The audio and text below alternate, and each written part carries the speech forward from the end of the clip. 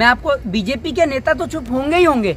आपने जो बात करी है बीजेपी के नेताओं की, बीजेपी के नेता तो ऐसे लोग हैं, और खासकर बीजेपी की मंत्री स्मृति ईरानी, वो तो ऐसी मंत्री हैं कि जो महिलाओं की और बेटियों के मामले पे बोलती ही नहीं है। वो ना तो महिला कभी सदन में बोलती बेटियों के लिए, और ना कभी सदन के बाहर बोलती। मैं तो देश की महिलाओं से जानना चाहता हूं कि आपने उस महिला को सदन में तो भेज दिया, क्या वो आपकी आवाज को उठा रही है? आप इस सवाल का मुझे जवाब दीजिए ना। दूसरी बात ये कि अंकिता भंडारी का जो मामला है, मैं आपको बता दूं, ये मामला जो कि उत्तराखंड का है, जिसके अंदर भारतीय जनता पार्टी के पूर्व मंत्री का बेटा शामिल है, ठीक है ना। तो इसीलिए अब तक जो है आप देख रहे हैं, इसीलिए बीजेपी के नेता नहीं बोल रहे। लेकिन वहीं जब दूसरा मामला जो कि अंकिता का ही होता है, जो कि झारखंड का है, ये दूसरी अंकिता है जो कि झारखंड का मामला है, जिसमें कपिल मिश्रा पैसे लेकर पहुंचते हैं उनके घर पर देने के लिए। लेकिन जब मामला अंकिता भंडारी का होता है और जिसमें बीजेपी का पूर्व मंत्री का बेटा शामिल होता है, तो कपिल मिश्रा जैसे लोग नहीं पहुंचते, मनोज तिवारी जैसे लोग मुंह से नहीं बोलते। लेकिन अगर विपक्ष के राज्य में हुआ होता है तो खूब हंगामा करते हैं। तो मैं आपको एक बात बोलना चाहता हूं, चाहे बेटी के साथ गलत, चाहे झारखंड में हो, चाहे बेटी के साथ गलत उत्तर प्रदेश में हो, राजस्थान में हो, चाहे उत्तराखंड में हो, देश के नेताओं को हर जगह पे बोलना चाहिए। और देश के अंदर स्मृति ईरानी जी सिर्फ तभी बोलती हैं जब उनकी बेटी के ऊपर आरोप लगे। आप स्मृति ईरानी की बेटी के ऊपर लगा दीजिए आरोप, स्मृति ईरानी कल सदन में खड़ी होकर चिल्लाने लग जाएंगी, विपक्षियों पर टिप्पणी करने लग जाएंगी। लेकिन जब बात देश के अंदर उनकी बेटी के अलावा दूसरी बेटियों की होती है तो वो नहीं करती। और दूसरी बात, आपने बीजेपी और आरएसएस की बात करी। आरएसएस के एक कार्यकर्ता का आपने देखा होगा कितनी अभद्र भाषा में उसने उनके परिवार को लेकर लिखा, और ये भी लिखता है कि बेटी से काम करवाते हैं। अरे आप एक बात मुझे बताइए, आज के देश में बेटियां वो हैं जो बेटों से आगे निकल रही हैं। भारत देश का कोई ऐसा सेक्टर या कोई एक ऐसा क्षेत्र बताइए जिसमें बेटियां काम नहीं करती? बताइए ना आप मुझे। वैज्ञानिक से लेकर औद्योगिक से लेकर प्रौद्योगिक तक, शिक्षा से लेकर स्वास्थ्य से लेकर हर एक चीज में आपको महिलाएं नजर आएंगी। क्या डॉक्टर लेडीज नहीं है? क्या वैज्ञानिक लेडीज नहीं है? आप मुझे बताइए ना।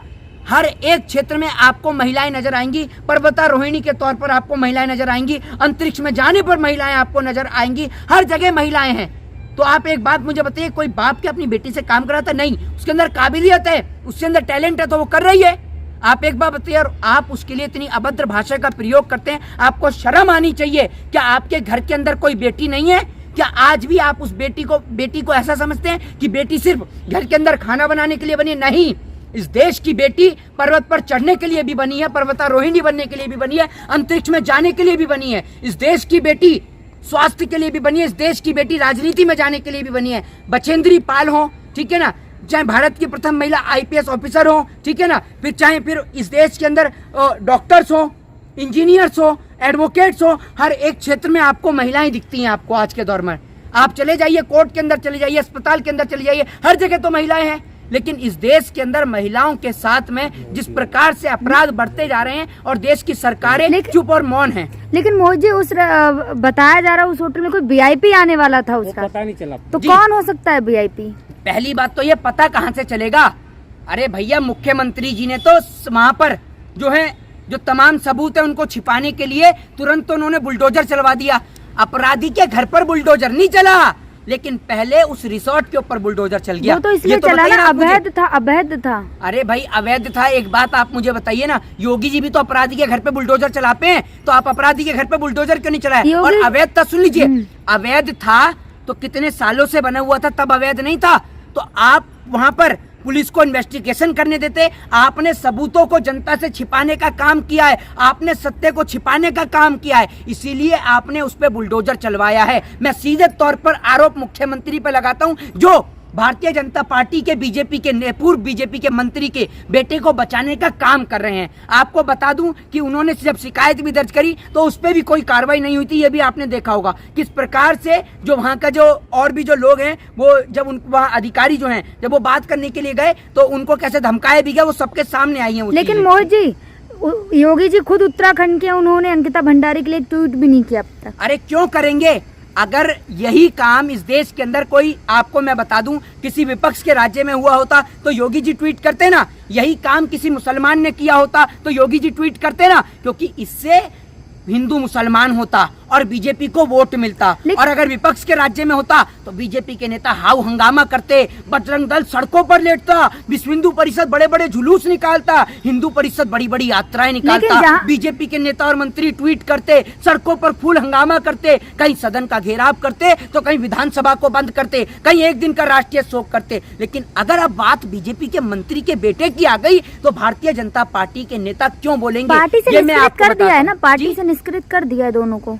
अरे भाई आप एक बात मुझे बताइए, पार्टी से निष्कासित किस किस को करेंगे? सारे के सारे अपराधी, सब के सब जो लोग हैं। अभी नूपुर शर्मा किसकी पार्टी से थी ये बताइए आप मुझे? बीजेपी से पार्टी ने क्या किया? निष्कासित कर दिया। अरे बेटी की तो जिंदगी चली गई। मैं आपसे कहता हूँ मोहित शर्मा यहाँ खड़े आम आपको मैं बताता हूँ, मैं सरकार को कहता हूँ कि मैं सरकार की खिलाफत करना बंद कर दूंगा और सरकार के खिलाफ बोलना बंद कर दूंगा। क्या बीजेपी के अंदर इतना दम है कि वो बीच चौराहे पे उनको फांसी दे? है भारतीय जनता पार्टी के अंदर इतना दम? बताइए आप मुझे। और आप कह रही हैं कि पार्टी से निष्कासित कर दिया। एसआईटी बना के काम जो कर रही है, एसआईटी कह रही है सर्विस देने की बात हुई थी, वो सर्विस देने की बात हुई थी, 4 लोग कार से आए थे, ये सब पता लग रहा है, लेकिन कुछ इसमें आगे हो नहीं रहा है। एक बात आप मुझे बताइए, जब सर्विस देने की बात हुई थी तो ये नहीं पता होगा कि कौन आ रहा था? जब आप उसे रिमांड पे लेंगे लड़के को तभी तो वो बताएगा। आप तो भैया पुलिस रिमांड पे है, सुन तो लीजिए, रिमांड पर है। अब आप और मैं अंदर जाकर तो देख नहीं रहे हैं। अगर उनकी जगह कोई आम आदमी होता तो अब तक उसके साथ रिमांड में वो सब कुछ उगल चुका होता। लेकिन वहां पर तो बीजेपी के पूर्व मंत्री का बेटा है ना। आपने देखा ना नुपुर शर्मा पे क्या कार्रवाई हो गई ये बताइए आप मुझे। नवीन जिंदल पे क्या कार्रवाई हो गई ये बता दीजिए आप मुझे। बुलडोजर से वाहवाही लूटी ना सरकार ने, कहा कि बुलडोजर से न्याय मिल गया। बुलडोजर से न्याय? बुलडोजर तो रिसोर्ट पे चला है। मैं आपको कहता हूँ अंकिता भंडारी के लिए मोहित शर्मा अपने घर पे बुलडोजर चलाने के लिए तैयार है। आप मेरे घर पे बुलडोजर चलाइए, लेकिन आप उस बेटी को इंसाफ दीजिए। बताइए ना, है आप में दम? मैं अपने घर पे बुलडोजर चलवाता हूँ। उस बेटी के लिए मैं अपने घर पे बुलडोजर चलवाने के लिए तैयार हूँ। और बताइए, मैं दोबारा बना लूंगा अपना घर।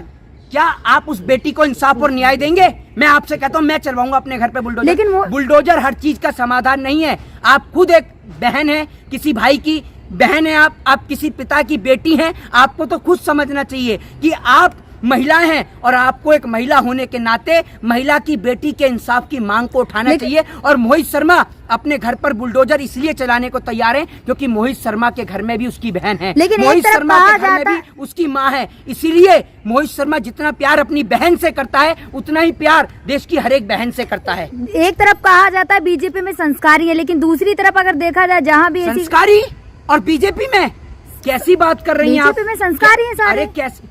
कुलदीप सिंह सेंगर किसकी पार्टी का था? अरे आपको शर्म आनी चाहिए और आप हंस के दिखाती हैं। थोड़ी तो शर्म करिए है ना? आप एक मिनट, आपको थोड़ी सी भी शर्म आती है? अरे आप अपनी टीआरपी सुन लीजिए, आप अपनी टीआरपी के लिए जो इस प्रकार के सवाल कर रहे हैं कि बीजेपी में संस्कारी, आपको शर्म है? अरे सुनिए, आप खुद महिला है, आप खुद महिला है, आप बेटी के इंसाफ की नहीं बात करेंगी। बीजेपी में संस्कारी है। कुलदीप सिंह सेंगर कौन सी पार्टी का था बताइए जरा? बलात्कारी है? कैसी बात करिए? शर्म आनी चाहिए। एक महिला होते हुए उस बेटी के इंसाफ की मांग नहीं करती, शर्म आती है? अरे भैया मैं आपसे हाथ जोड़ता हूं, आप जैसे पत्रकार इस देश के अंदर महिलाओं के साथ जो दुर्व्यवहार हो रहा है उसका सबसे बड़ा कारण सवाल तो सुन ले। सवाल ये था कि एक तरफ बीजेपी कहती है हमारी पार्टी में संस्कारी लोग हैं, लेकिन दूसरी तरफ जहाँ जहाँ ऐसी घटनाएं होती है वहाँ बीजेपी से संबंध पाया जाता है। ये है पूरा सवाल। आपको एक बात बता दूं, सुन लीजिए, हर जगह बीजेपी के ही नेता शामिल होते हैं और बीजेपी के नेता और मंत्री बड़े ही बेशरम हैं। ये ऐसे लोग हैं जब बेटियों के साथ बलात्कार हो रहा है और आप कह रहे हैं कि संस्कारी लोग हैं। अरे बलात्कारी आपकी पार्टी में, डकैती आपके पार्टी में, चोर आपकी पार्टी में, बच्चा चोर आपकी पार्टी में, चकला चोर आपकी पार्टी में, अपने घर की नौकरानी को पीटने वाले आपकी पार्टी में, महिलाओं के साथ उत्पीड़न करने वाले आपकी पार्टी में, सारे गलत करने वाले लोग तो आपके साथ में। तो कैसे सही हुई आपकी पार्टी? तो फिर जो जिस तरीके से निर्भया वाले कांड में हुआ था ऐसा उत्तराखंड में बंद तो हुआ, लेकिन उत्तराखंड मामले को लोग जो मतलब इस तरीके से क्यों नहीं देख रहे हैं कि इस पे न्याय की डिमांड कर रहे हैं उस तरीके से बीजेपी से?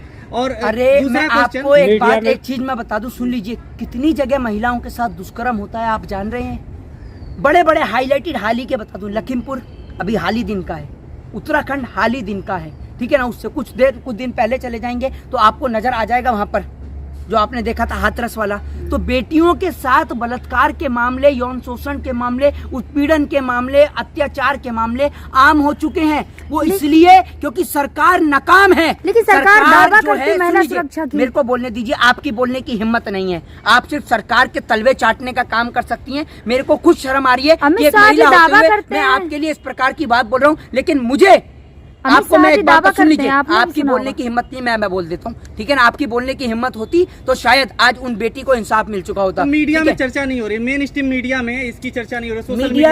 मीडिया जो है वो दलाल है। मीडिया सिर्फ मोदी जी की वाहवाही दिखाती है। मोदी जी कहाँ से चीते लाते हैं, उनका क्या नाम रखते हैं, मोदी जी कैसे एम्बुलेंस को रास्ता देते हैं, कैसे नहीं देते हैं। मोदी जी की वाहवाही दिखाने का ठेका सिर्फ देश की दलाल और गोदी मीडिया ने ले रखा है। मोदी जी की बुराइयों को वो बिल्कुल नहीं दिखाएंगे। अंकिता के इंसाफ की मांग वो बिल्कुल नहीं करेंगे।